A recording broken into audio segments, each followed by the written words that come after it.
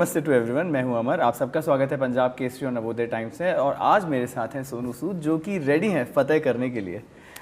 Sonu sir, 2025 10 जनवरी को movie आ रही है सिनेमा घरों में और फतेह करने के लिए रेडी, और हमें यकीन है कि करेगी। लोग बोलते हैं आपने डायरेक्ट की film, I have lived this film. मुझे हर एक चीज़, जब ये फिल्म शुरू होने वाली थी, क्या डायलॉग्स में लिख रहा था या कहानी लिख रहा था, किस तरह का लुक होगा, किस तरह का साउंड डिज़ाइन होगा, कैसे एडिट होगी, वो पूरी मैंने माइंड में बनाई हुई थी फिल्म। और इसको बनाने का जो प्रोसेस था, मुझे लगता है मेरे करियर के अंदर मैंने इतने 22 साल जो काम किया, मेरे लिए सबसे एंटरटेनिंग, चैलेंजिंग और क्रिएटिवली सेटिस्फाइंग था, क्योंकि वो दुनिया आपने बनाई जो आप हमेशा बनाना चाहते थे। तो शायद कई बार दूसरे डायरेक्टर्स या प्रोड्यूसर्स आपसे वो नहीं करवाए पाए जो आप करना चाहते थे।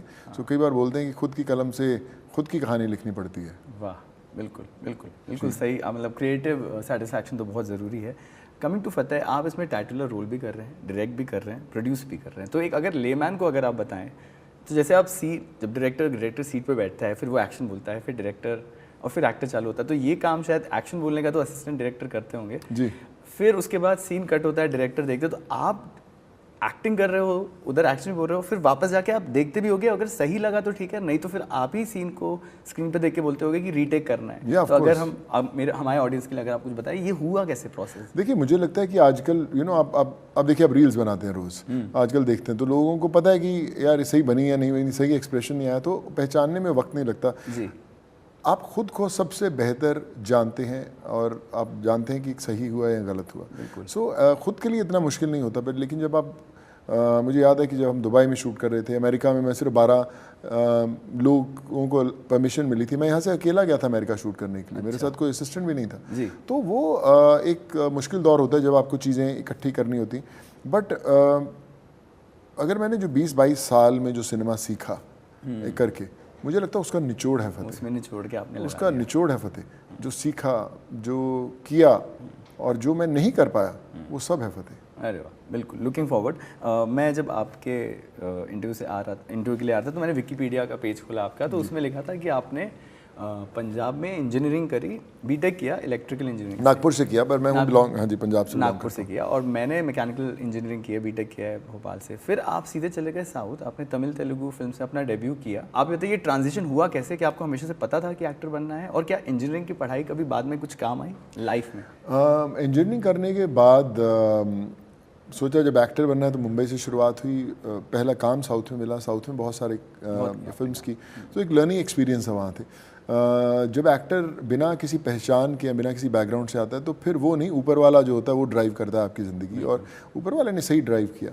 और अगर टेक्निकल बातें करें, क्योंकि मैं खुद एक इंजीनियर हूँ, आप समझ सकते हो कि मुझे टेक्निकल चीज़ों का शुरू से शौक़ था। किताबें ली साउंड डिज़ाइन की, किताबें ली एडिटिंग की, किताबें ली कैमरा वर्क की, किताबें ली कि कैसे बिहाइंड द कैमरास होते हैं। जब मैंने पहली फिल्म नहीं की थी तभी भी, तो वो पता था कि वो सीखना है, पर ये कभी नहीं सोचा था कि डायरेक्ट करूँगा।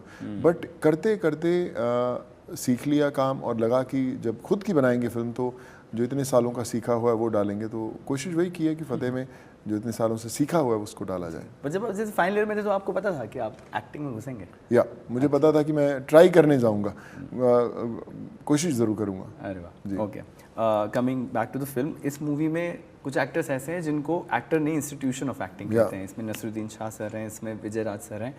तो कास्टिंग प्रोसेस की अगर मैं बात पूछूं, आपने खुद मैंने पर्सनली कांटेक्ट करके कास्ट किया, या एक ऑलरेडी कास्टिंग टीम थी? और जब इनको डायरेक्ट किया तो वो कैसा रहा? कि आदिल, क्योंकि डायरेक्टर्स मीडियम कहते हैं मूवी को, तो कैसा रहा उनको डायरेक्ट करना?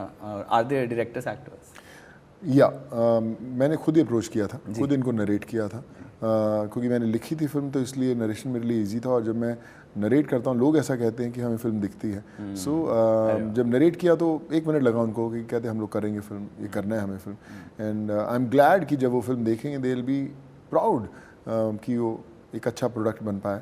सो आइडिया यही था कि जो मैंने सोचा था उसको पर्दे पर सही उतारने के लिए मंजे हुए कलाकार बड़े ज़रूरी थे, क्योंकि वो अपना एक एक्सपीरियंस, अपना बॉडी ऑफ वर्क लेके आते हैं। विजयराज, नसीर भाई, आई एम ग्रेटफुल कि उन्होंने इस फिल्म के अंदर इसका हिस्सा बने।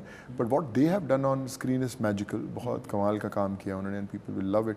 जो केमिस्ट्री, जो एक ब्यूटी है उनके काम की वो आपको देखने को मिलेगी। And the way we have shot it, it's totally, I feel it's international. People जिन्होंने देखा है उनको लगता है कि ये एक इंटरनेशनल सिनेमा लगता है। सो आई होप कि जो लोगों की उम्मीदें हैं उस पर हम खरा उतर पाएं। बिल्कुल, और इन लोगों को तो रीटेक की ज़रूरत ही नहीं होती। नहीं, ऐसा नहीं है रहता कि कई बार एक्टर चाहते हैं दोबारा करना, कई बार आपने जो सोचा होता है अगर वैसा ना हो फिर then you have to convey to the actor कि थोड़ा सा अगर इसको ऐसे मोल्ड किया जाए।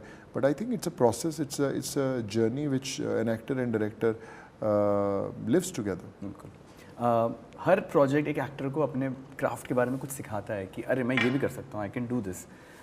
फतेह ने सोनू सूद को क्या सिखाया अबाउट देयर क्राफ्ट?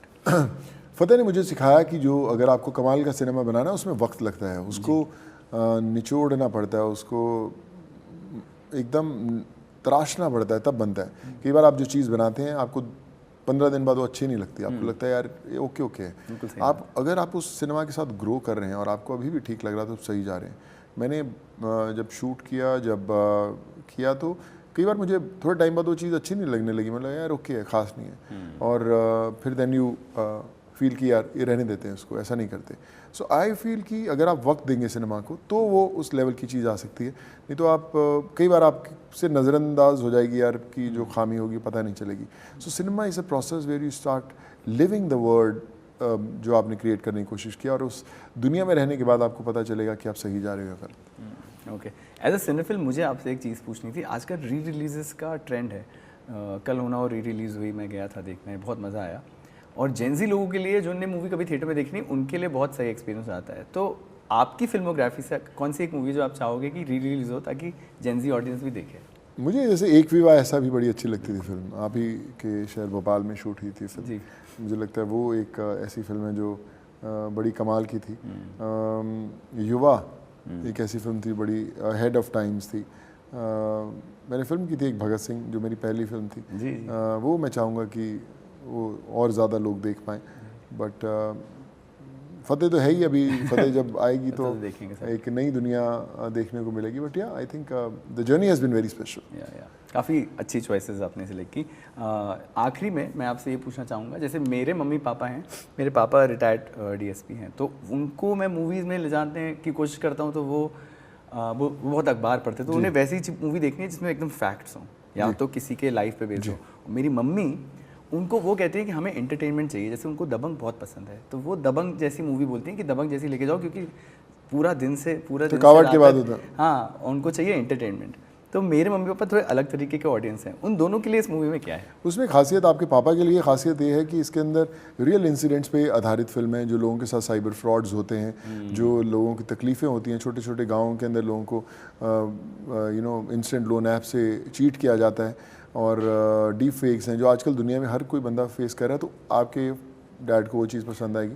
और आपके मॉम के लिए एंटरटेनमेंट इसलिए है क्योंकि इसमें म्यूज़िक की बात करें, इसमें एक्शन की बात करें, इसमें रियल एक्शन की बात करें तो वो होगा नहीं। तो आजकल हम जिस दौर में रहते हैं कि आदमी इधर से उधर उड़ रहा है, वो क्यों उड़ रहा है पता नहीं और कैसे उड़ रहा है ये भी पता नहीं। बट इसमें ना तो कोई उड़ेगा, ना तो कोई ग्रेविटी डिफाइंग एक्शन रहेंगे। इसमें हर चीज़ रियलिस्टिक रहेगी, सही रहेगा। म्यूज़िक आप देखेंगे तो मुझे लगता है कि इंटरनेशनल लेवल का है। और होप आपके मॉम डैड ने अगर पासिंग मार्क्स दे दिए तो फिर फतेह 2 भी बनाएंगे। बिल्कुल। I wish you all the best Thank you so sir, much. और ये मूवी एकदम फतेह करे, और मिलते हैं आपसे। Thank you so much. Thank you.